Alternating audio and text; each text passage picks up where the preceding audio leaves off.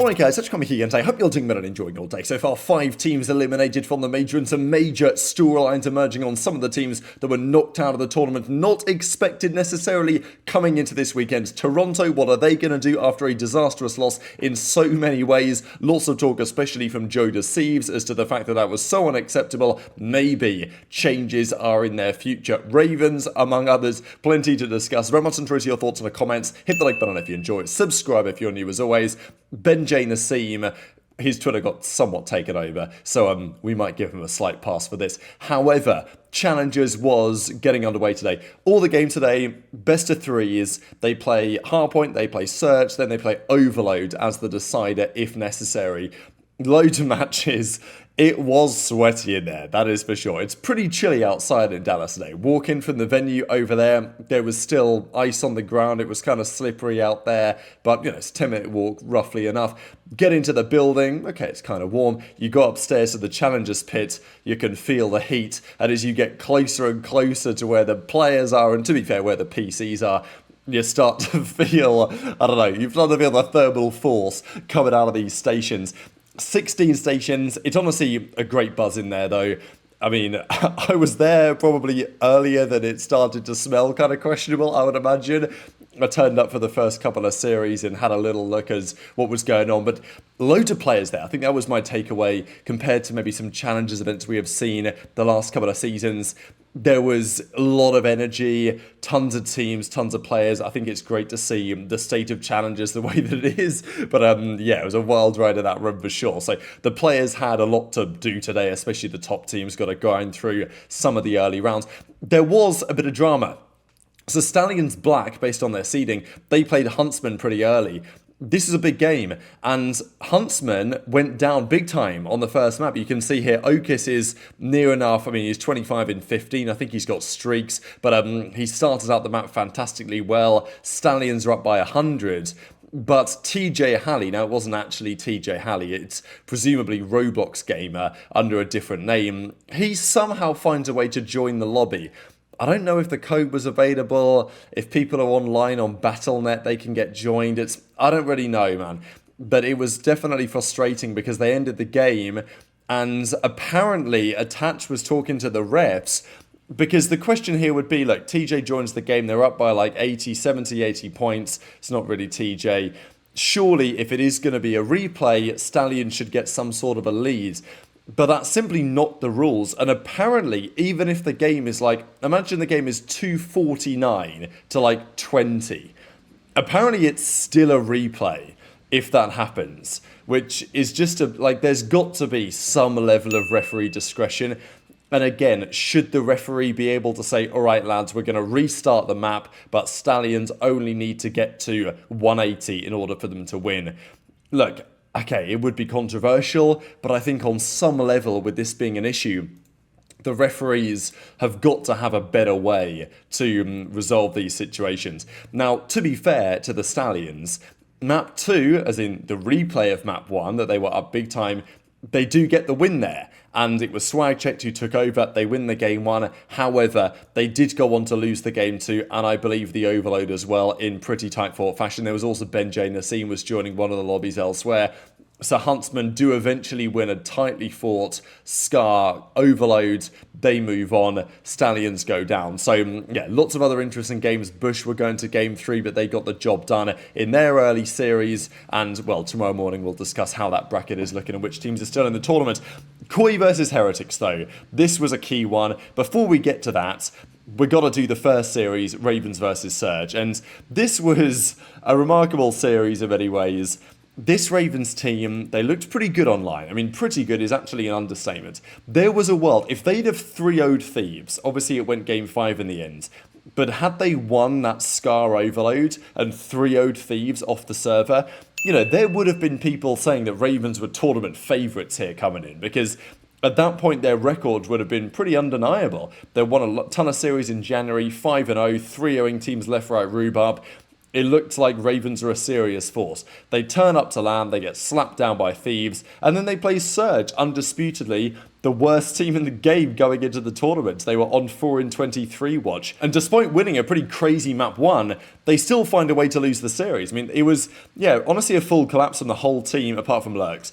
Lurqxx is very talented. He passes the eye test.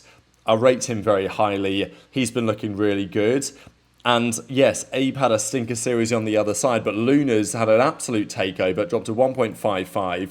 Game 2, that was the Surge taking the dub, TJ Handy and Lunarz takeover. Game 3 was a super messy map on the Overload. It was actually fantastic to watch. Maps like that map, to me, Overload clears Control, clearly. Like, I don't think there's... When you get a good Overload... I mean, I don't know, Control maps when they were good were pretty good, but that was a sensational map to watch because it was a 4-2 lead for Ravens. It then got down to 4-4, and then it was an overtime, and there was 2 minutes on the overtime, and it was unbelievably brilliant tension that you only really get in, like, Search and Destroy round 11s, but this is a different type of tension because it was 4v4.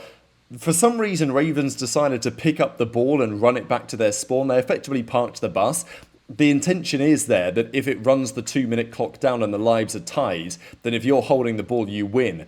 But Surge were never really going to let that happen. It gets down to a 2v2, and then one of the guys has got the ball and he's got a pistol. So that was probably never going to work. Ravens go down that map. They then lost the Colossus as well. Lunarz takeover, and GG exceeding the boys, knocked out of the tournament, dead last place. I mean, they came in, people thought they might make a run, and dead last in the tournament. So again, it's tough, isn't it? Because all the talk about the Burger King, what he was doing online, that story has now somewhat changed, turning up to LAN. However, not the big story of the day, really, in terms of big name teams being eliminated. It's coming into this stage, who was expecting Ravens to make a serious run? Probably nobody really. But some sort of slasher was having an absolutely sensational day once again after that result. But Toronto versus Heretics, this was the key talking point. These boys, lots of drama, as we know, going into this season, mainly because ReeaL got poached by Toronto, and in doing so, they gave him that verbal agreement, or he gave the verbal agreement to Heretics that he would stay. Then he left for more money or a better team or whatever. They brought in Lurqxx instead. There's been tons of trash talk, Lurqxx getting roasted by Aroma, right, one of the content guys over at Toronto. So it's all been going on over the last few days. And this couldn't have been better as a series. CleanX and ReeaL popping takeover.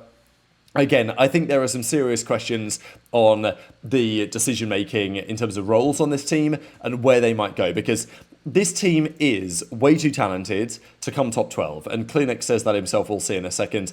Toronto win both the hard points, they take it to 5, but in 5, they went down big time. They, Heretics just came out super hot, Toronto brought it back, they gave it a go, but then you got this moment where Insight, despite, to be fair, having a decent, solid series, he messes up his movement. He might well have died and got traded anyway. But in the end, Lqgend stands up and talks all kinds of trash. And as well he might try, because this was the storyline coming into the day, and it absolutely delivered. But you got to wonder about Toronto and where they go from here, because I don't know if they've ever really looked quite this bad in many ways. They're always usually, the floor of Toronto historically is very high. They usually will not bomb out of tournaments in the way that they have today. And especially to do it in the fashion they did against none other than Heretics. They're absolute arch rivals in many respects. Just absolutely unacceptable. CleanX says, place top 12, I don't want to finish this way again. Feeling way too uncomfortable at the moment, and it cost us many times. Look, CleanX does not look particularly good on that clean flex roll right now. JoeDeceives says, that's the most unacceptable gameplay that I've ever seen. And that is quite the statement, to be honest, right? Joe's got nothing to worry about in terms of his spot on the team, but I think everyone else right now does. And I'm sure Joe will be having some conversations with his team to figure out, okay, where do we go from here? Because ReeaL looks uncomfortable. JoeDeceives, if he doesn't drop a 1.4, it's cooked. And, JoeDeceives right now could be on a team in the finals of this tournament, whoever that's going to be. Right, whoever makes the finals, whoever wins this tournament, whoever makes the Sunday, you look at a few of those rosters and say, well, you could probably put JoeDeceives in there and they would be just as good, if not maybe better. That's how good this guy is. but he's stuck on a Toronto team right now, which is heavily underperforming. ReeaL, probably been the key name here, because not only has he had a really rough time, but also he left Heretics to go join this team, and they've now just beaten him to knock them out last place in the tournament. It doesn't really get much worse than that. And Method Sick from Heretic says, all right, Air Canada, off you go, lads. Back to Toronto. Have fun with that. Even Miami, they prepared something. Aroma de Murder, I thought was pretty funny here, which, was obviously a little nod towards Aroma and all the drama that we have seen there in recent times. Heretics talking their trash as well they might. But where do Toronto go from here? I think it's a good question. Do you just swap roles? Do you say, all right, ReeaL, you're going to go to the flex. CleanX is going to be back on the sub alongside JoeDeceives. I think I would try that, right? I think I would, well, maybe, I don't know, definitely CleanX back on the sub, I think you've got to try that. Whether you keep the rest of the roster the same, given players that could be available and what's going to happen in challenges over the next couple of days, possibly not. I mean, JoeDeceives drops a 1.3 and loses the series. Takeover from Rencor and Super for sure, but yeah, that was particularly ugly. The other big drama was in the Falcons series, really, because there was some expectation that they might play some Haramball. We did see some Haramball in the Miami series. The exposure park the bus strategy is arguably even more devastating than it is on the Den. Again, I'm not saying that when I said Overload's great watch earlier, I don't disagree that Overload has its problems, but like right now, a good Overload, arguably a Den Overload, we saw it on Exposure earlier in the season, we've seen a couple elsewhere as well, like on Scar, we've had some pretty good maps there, but like a good Overload to me really delivers, so I'm happy that it's in the game so far. We'll see if Park the Bus continues to be super prevalent, but it's not like it's there every single map, it's only kind of situational. Cellium clutched a disgusting round here, but the big drama was about this play. So Kismet gets up into this spot, and after the rounds, the game pauses, and we were sitting there thinking, what's going on, right? This momentum's getting chalked. Has someone lagged out? Like, someone pulled the plug? Like, what's happening here? It wasn't really clear. Now, as soon as I talked to Pred, he comes out the elevator upstairs, and I'm like, yo, AG, do you mind having a little interview? We're walking down the corridor, and he says to me, like, they try to forfeit us. And I was like, oh, do you mean, obviously it was for this spot. He went on the flank. He talked about it in more detail as well. But yeah, this was what was happening here. That the coaches of Cloud9 were like, damn, we're not sure he's allowed to use that. And again, this is a Clayster, right? This is a Clayster. Is it an unintended line of sight? Here we go again. Because, look, we talked about this before the season began, and I do respect the Falcons are pushing the boundaries. They've come up with this idea of park the bus. I think other teams would have figured it out eventually, but you know what I'm saying, right? That they were the ones to first introduce it, and then you've also got them pushing the limits in terms of spots that are allowed. We saw it a couple of times this series. Clay would say that spot, you're standing on something. And you can see Kismet is standing on this like ledge. It doesn't appear to be a pixel walk. There is a little bit of a ledge here that he is standing on. So, and look, I don't know what the rules say. I don't think the rule book is even public. But we did talk about this a couple of weeks ago, that the referees at some point would have a predicament when it came to some of these spots, whether they were allowed or not. Now, as I say, back in the day, Clayster got forfeited for a spot that was probably more egregious than this, but it was considered to be an unintended line of sight and an unfair spot. The referees clearly debated this to an extent and then decided, well, look, it's in the game, it's not explicitly outlawed. It does appear that Kismet is standing on something, so it looks like it's fine. And that's what they decided, and therefore we go forwards. Controversial for sure. Obviously, Pred wasn't very happy about the fact that he was getting forfeited over something like this, but of course, that didn't happen. The map continues. Cloud9 won the map anyway, to be fair, so it didn't massively matter. Because, I mean, to be fair, Cloud9, I talked about this series being critical for a couple of guys. I think Beans and Afro, even like Vivid, really. I think Mack will probably still have some opportunities in his future, regardless what happens here. But all the other guys, this could be last chance saloon. And game one was just absolutely criminal, right? Like, this is career on the line, 233 to 186 on the black card, and he managed to lose it. Yeah, just awful. And then map 3, map 4, it was quite clear that the better team won, and Cloud9 just have no dog at the end of a series. So, yeah, Cellium 1.2, Pred 1.2, Exnid had a good bounce back series, actually, really good bounce back series out of him. Certainly in the game 4, 38 in 27, he went to get those boys over the line. The next series was FaZe versus Boston, so they will actually play Falcons FaZe as a result of this win, which is pretty spicy, right? You got Cellium versus FaZe and all that good stuff. But this series, unfortunately, just wasn't that interesting. FaZe won the first map pretty comfortably. They then, I mean, to be fair, it got a bit sketchy at times, but it always felt like FaZe were playing a little bit better stuff. Game 2, again, it's not like FaZe are playing lights out stuff, but Boston, they just never quite put it together enough as a team. They're just not consistent enough as a quartet right now. And I know that Boston, given the way that they work, they'll probably just say, well, we'll just stick it out and we'll get better and all this. And maybe they'll be right. But I know that Purge did a tweet and he said, you know, basically just playing terrible stuff, all the online stints, and I've costed our team, is pretty much what he said. Sorry to the fans. This overload on the Dem, it nearly went the way that it did against Rocker, but it was the other way around, right? When FaZe were down and then they brought a comeback on the second side to win. So it did look sketchy for FaZe in the first half of this map. But after that, they just played some better stuff, and Simp made some big takeover plays at the end of the final hard point. They get over the line. It was not easy for sure, but Drazah has a 1.3 bounce back, Simp with a 1.2 bounce back after yesterday.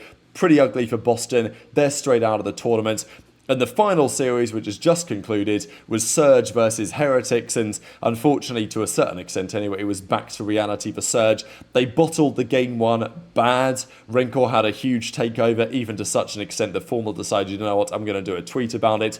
And then as the series winds to a conclusion, they actually, I mean, it was pretty embarrassing for Surge in a way, looking back on this map, because they threw so bad the start of the Scar. They were just, I don't know even what they were doing. They're playing TDM or something. They forgot there was an objective. They go down 3-0.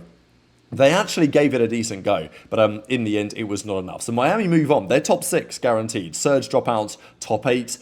A lot of teams eliminated today will be considering their future at the bar this evening. And maybe one of those teams is going to be Toronto OpTic. So very much intrigued to your thoughts in the comments. Hit the like button if you enjoyed. Subscribe if you're new. Take care. And I'll see you next time.